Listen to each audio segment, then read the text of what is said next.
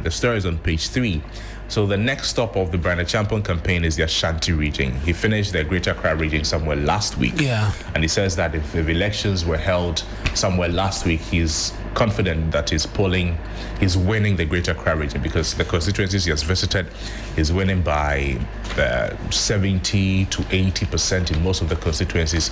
And those that is not doing well is just a little below 50. So he's very certain that he's winning the Greater Accra region. He's going to the Ashanti region now. Wish him all the best. He says that Carnostiano Wafadada front seats in the crowd with two accounts. That's a nice job too. Magistiano and all of that. And they've taken the vehicle already. He has the steer already. Also on the front page of the paper, gunfire at Celebrity Golf Club. 3 arrested as police launch manhunt on page 3. Former CJ refuses to back down, sues government over dismissal and withheld benefits. The story is also on page 3 of the paper. Lead suspect in serial robberies and killings of taxi drivers arrested. Good news. Aggressive CD strengthening, great costs to Ghana. That's according to Professor Bob Quinn. Okay. Recording your intimate moment is illegal. Cybersecurity expert is warning. And finally, from me, the front page of the Daily Analyst, Mahama launches $1.5 billion industrial park. Gomwa Central Special Economic Zone set to create 60,000 jobs. And also Bawumia pledges annual grassroots engagement as president. Also, Aduchum promises free university education if elected president. Okay. Let's get into the Custodian newspaper right now. Apenyo Markin fires minority up for Parliament tomorrow. Comes with a picture of him. We know that the legislature is returning tomorrow following the postponement earlier on. They were supposed to have been in the House. I'll be back by now, but they return tomorrow, and all eyes there in terms of the work that's expected. LI 2462 expected to be repealed. We know that 2 members of Parliament are expected as well to be sworn in when the House reconvenes tomorrow. Bernard Bediako Beidu of Akwetia, as well as Professor Alidu Seidu, Tamale Tamale Central as well, expecting to amongst many other things be sworn in tomorrow as well, officially as members of Parliament. And so quite a lot to look forward to. My victory will be for all. Bawumia promises unity. They also have here Malaba contradicts Paman committee claims on CJ removal petitions. Equazoil donates life jackets for safety on Voter Lake. And this one is my boss. Kweku Obiye appointed CPS head of corporate affairs. And so a huge congratulations to him, Mr. Obiye. I'll move on to the news center now. MTN to deploy blockchain to tackle Momo fraud. That's according to Sylvia Otoe Champon. She's Chief Product and Services Officer at Momo Limited. I'd love to see how that is rolled out, because it's been said time and time again that blockchain is quite expensive, and so we'll see how that comes together. HCOA Greenfield to build Ghana's first AI-powered teaching hospital. That's also on the front page of the news center. GES reports smooth starts to SHS admissions nationwide. ENP pays full $100 million to former owners of Azuma Resources. That as well on the front page of the news center. The Daily Democrat, they lead with hold to host for the first National Farmers Day Grand Deb on December 5, 2025. Also, Ghana police deepen U.S. ties with historic FBI visit. NIMOS raids more illegal mines in the eastern-western region. Story on page 10. Equazoil champions safety on Volta Lake as it donates life jackets. And Kolegono Central SD lays foundation stone for Jubilee. Ebuakwa South MP's feed Ghana farms yields bountiful harvests. And the Supreme newspaper is the last one I've got. B-Phone Limited response to Katamanso Manche. Grassroots to have a voice in governance. Bawumia announces yearly constituency consultations.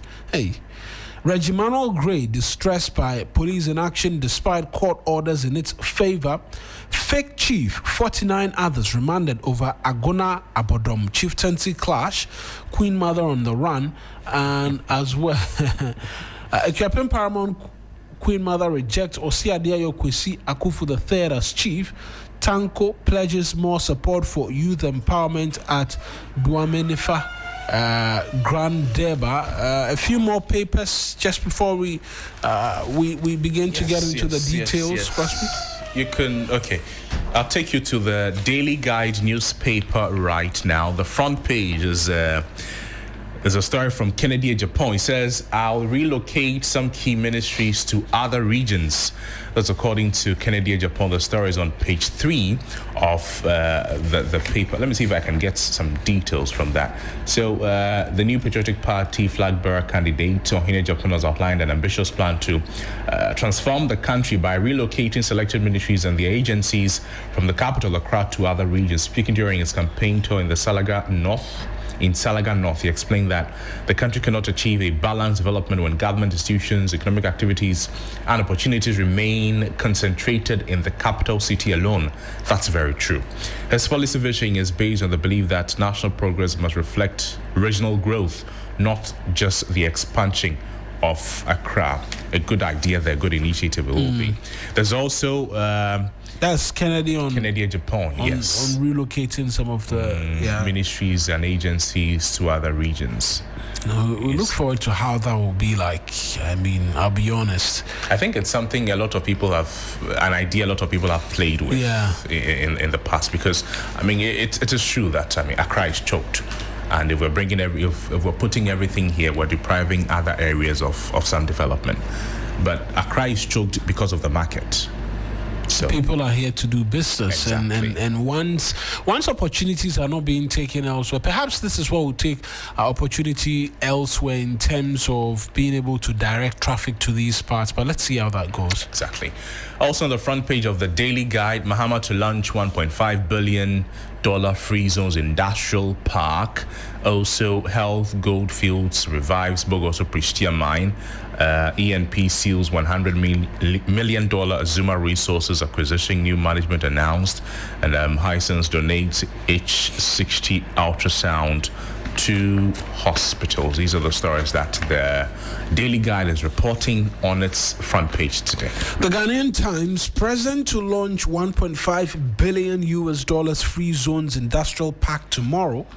That's quite a lot of money. IGP Yohonu strengthens Ghana-US police ties. Minister calls for renewal of Volta Lake Safety Project. And our relocate has been a story that's been running across a number of papers. I've seen it on the online portals as well. Kennedy, Japan's promise to relocate some key ministries. On the back page, Ho to host 2025 Farmers Day. Why that stand? Or some like to call it Wedad. They stand Kotoko in Accra yesterday. They beat them by a goal to nil. Hearts beat 10-man Brekum Chelsea. I also know that Hokwa United got beaten by Aduana yesterday at home. And so not a good result for us. BNFT, finally. Mining, health. Goldfields receives or revives Bogoso Pristia mine. Mining ongoing, gold production expected soon. Entrepreneurship, Standard Chartered empowers top 5 female-led enterprises. ENP completes $100 million payment, takes full control of Azuma projects. BOG eyes bigger reserves as gold inflows hit $8 billion, and Cargill deepens CSR footprint with ultramodern ICT center at Ninihin. Let me see if there's a bit more on the back page. Otuasek and Rural Bank post growth in all indicators, and nomination open for most influential corporate leaders of the decade. And so those are the front pages. We'll make way now for Johnny's Bite here on 3FM 92.7.